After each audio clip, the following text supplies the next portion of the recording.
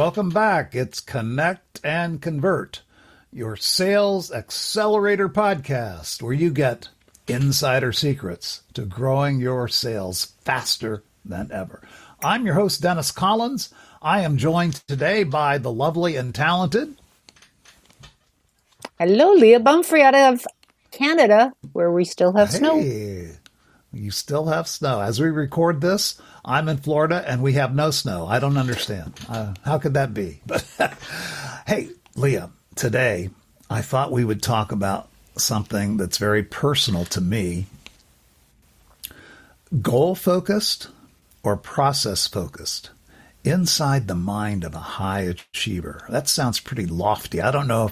I hope we can deliver to our viewers and listeners on that. That's a lofty topic, but I want to start by telling a story. I want to introduce you to Jay. I knew this kid as he was growing up, but my clearest memory of him was when he graduated college. Now, this kid was an achiever in everything he did. I saw that because I was a tennis player at the time, and this kid didn't even start tennis till he was in his teens, and he ended up becoming a high-level competitive tennis player. Very coachable, very smart, highly motivated. In college, he was a criminal justice major, but he lost interest in law enforcement, and he needed a job. So I met with him. We had lunch. We talked. I had an idea. I had a plan. There was something in my belief system that I'd always wanted to try, but the right situation was rarely, if ever, available. And I said to myself, this could be the perfect opportunity. I'd always wanted to take someone new, someone fresh, someone without bad habits and preconceived ideas, basically a blank slate, and prove a long-held belief. So, what do you think I called it? I call it the blank slate challenge. Isn't that creative? I like that. Well, okay. Well, let me tell you, maybe you will, maybe you won't. I want your opinion on this. I've had this long-held belief. Again, as I said, if I could find someone who's qualified with the right attitude, and as I said, the fresh, new, no prior experience, no bad habits, no preconceived ideas, and give them a specific non-traditional training regimen, they would have a better chance of becoming a master high performer than others who don't have that.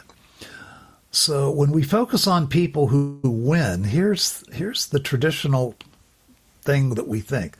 They won because they had lofty, ambitious goals. That's what got them to the win. But I will say this. My theory is behind every high achiever, you will find a process, a system for success. So, do you mind if I share my theory, Leah? Are you ready for this? I'm very curious because what you're saying is, okay, this is a guy who didn't have, because we're talking sales, so he had no previous sales experience. He didn't have that mindset of, okay, I want to be doing this. He knew that he was ambitious in the general sense, but you were going to take him and see what you could do with this blank slate. I'm very curious. Yeah. Well, big risk and, somewhat expensive, but let me tell you how I arrived at this theory. Bill Walsh, 3-time Super Bowl winner, coach. Focus on the process. The score will take care of itself. Those words have echoed in my mind for decades. Goals are good to set the direction. We've got to have a direction. But processes and systems are best for building skills and making progress. Let's say you totally ignored goals, no goals, and focused only on perfecting your process, your system. I wanted to know what would happen. See, I don't think results are the problem. I think it's the systems that produce the results that are the problem. Okay? Okay. So, you already guessed it. I am talking about a salesperson. Why was this risky? Well, it defies conventional wisdom.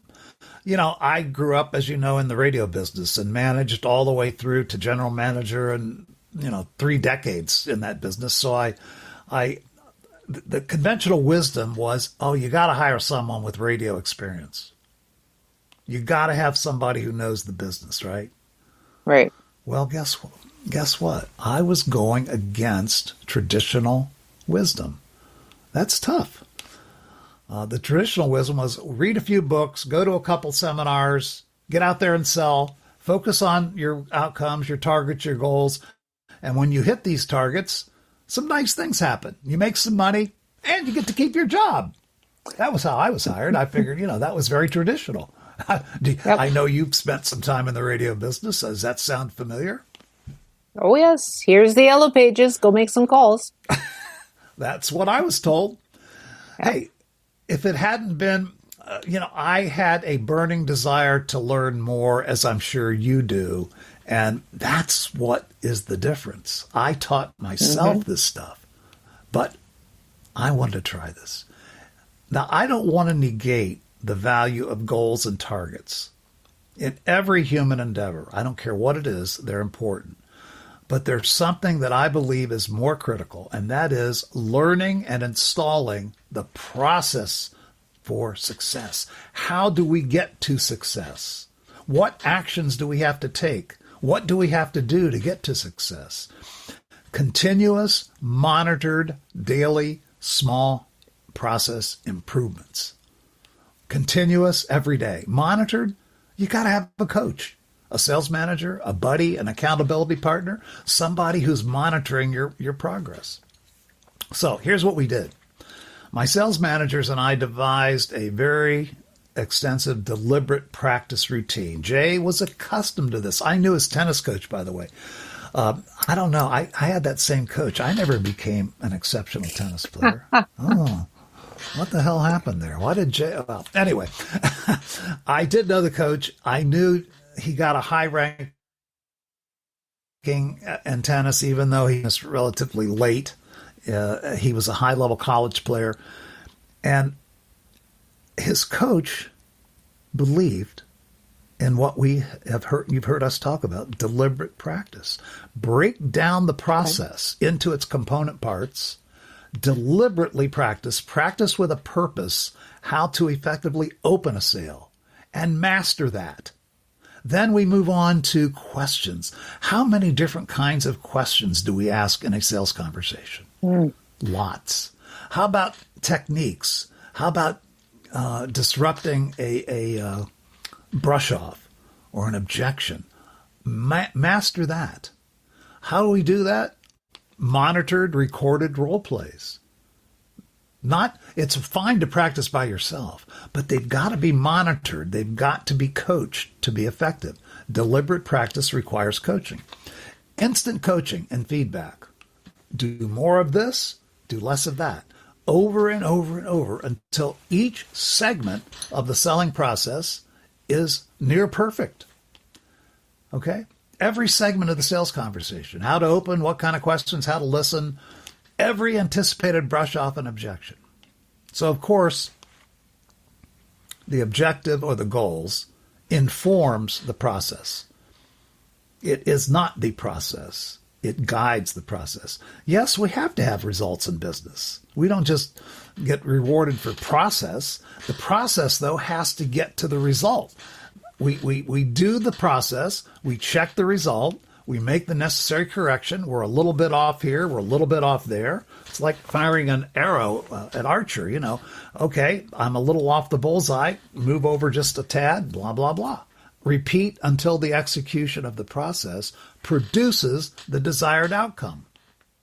So, Dennis, I want to make sure I understand what you're saying. Of so, course. you would know, or you would be communicating to Jay where it is you want him to go, but then you're giving him basically a template of activities. This, and this with monitored feedback, so that you're telling him, nope, not like that, do this, nope, not like that, do this. And correct. Critically, he's teachable. He's in student mode. He is not feeling, oh, quit telling me this. Almost like that. Well, exactly like his coach in tennis. There would be a trust that he would have to have a trust that you're doing this for his benefit. Yeah, he would have to have. Again, this was a wonderfully motivated person. He would have to have a vision of his future success. Okay. Again, if you have someone who doesn't care or is not motivated to become better, this doesn't work. Okay. Right. This kid wanted to be better. He proved that to me in many ways as I knew him and watched him grow up. Otherwise, you're hitting on one of the weaknesses of this. It wouldn't work. It doesn't work for everybody. Okay.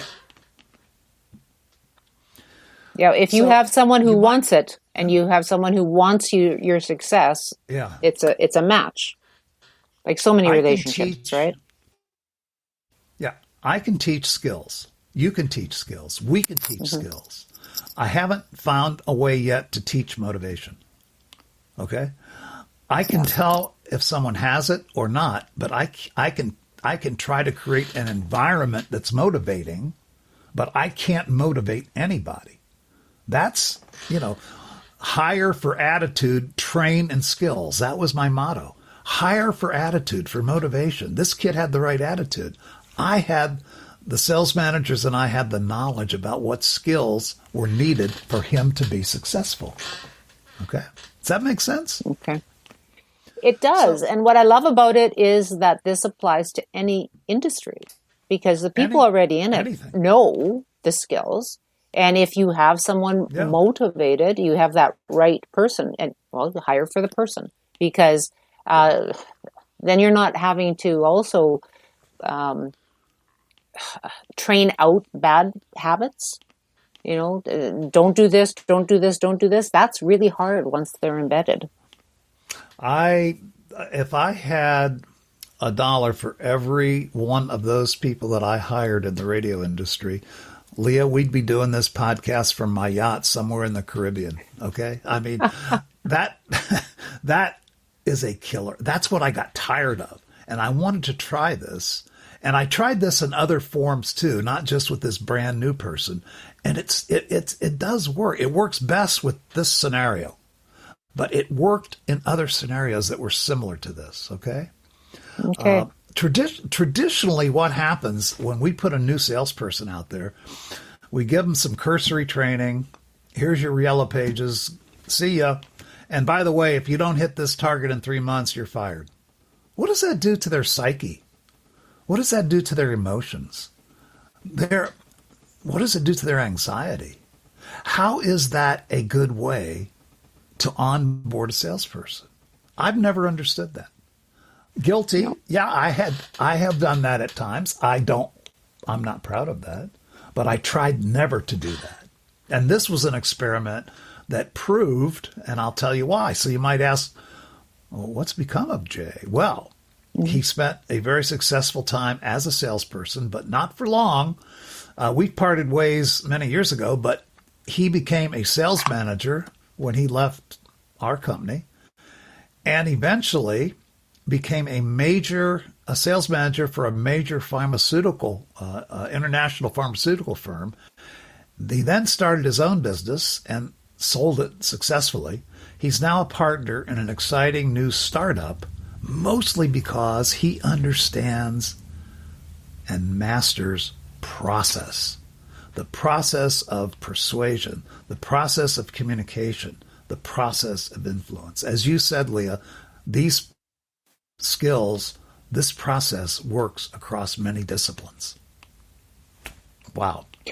So what I am excited about hearing you, it gets me excited because there are many people out there that are motivated for their own success. They want to make a difference in business. They might not have the foundation of a specific industry, but it's the finding of those people that can make the difference in any business.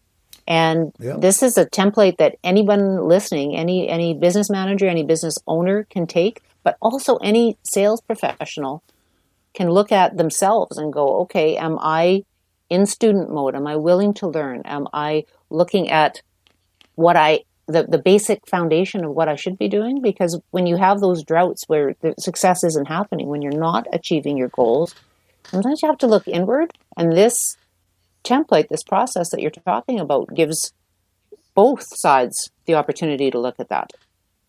You were talking about communication and those basic skills. And again, that always brings me back to Wizard Academy, where they teach that. Yes. They teach that to people who are open. And when you're open to learning, wow. That's a great point. Jay was open to learning. Had he been closed off to learning, not only would this experiment not have worked, but he wouldn't like the Wizard Academy, would he? No. You need to approach the Wizard Academy with an open mind, because I guarantee you one visit there and your mind will explode. wizardacademy.org. Our sponsor, we appreciate them, and you will appreciate checking them out at wizardacademy.org. So let's issue our breakout challenge. We always try to end this with a challenge, right, Leah? Mm-hmm. Yes, absolutely. So how daring are you? Do you have people in your organization who have that potential to be great, but they just don't seem to be getting there? If they have the attitude and the motivation and the desire, it's probably about the training. Are you willing to do your version of the blank slate challenge? By the way, it can be done with the right person, the right regimen of deliberate practice. Jay is a living example of that. Are you bold enough to try it? This is about building people. It's about building business, and it's about building potential in industries. It's very exciting. It is. But to me, that's the bedrock of my philosophy of human performance. That give me the blank slate that has the attitude and the motivation to get better, and we can find a way to train the process and the skills. But the process and the skills determine the level of flight. How high you go is not how high you set your goal. It's how much skill you have and how much successful process you have. I think fantastic. I think we've covered this, Leo. I love your questions. Is there anything else that puzzles you about this or that you'd like to ask on behalf of our listeners? Well, I mean, if it hadn't worked, when it doesn't work, I'm sure you have the other side of it when it doesn't. Of course. Is there what's missing? What is missing when it's not working? There are several things. Number one, the raw material. If you made a bad selection, in other words, this person does not want to grow, they are not motivated, they don't have the proper mentality, and people can fake that. I hate to say it. Job interviews are a joke, right? I mean, they can tell you anything. I mean, I never relied on interviews to hire a person. I go deeper than that. So you could have the wrong person. Number two, It's time consuming to do deliberate practice, to train that. You've got to have the manpower, the person power to do that. Luckily I had, about 5 sales managers working with me that I could task, myself and them with each part of this. So no one of us had to do it all. So actually doing the deliberate practice is hard. It's outside the comfort zone by definition. If practice is comfortable for you, you are not doing deliberate practice. So, it's too hard, and it's just a time thing. We just don't have it. Or if the deliberate practice is not designed properly to eventually produce a desirable result. I'm not saying throw goals away. I'm saying put goals aside at first so we don't have that emotional attachment to making the goal and have the emotional attachment to building your process. Those are the 3 things that I think where it can go wrong. But today I wanted to talk about where it went right. And you know what? For every time it goes wrong, that doesn't mean I love that you've clarified. It's the person, it's the how, it's the why. Those are all the reasons to make it work. Because when you find, just think of any industry. When you find the gem sitting in the warehouse working on parts, and you can just see that it's the right type of person that already understands your industry. Wow. Yes. If you can get them on the sales floor, They are so excited. They are so motivated, and they are so loyal. It changes business.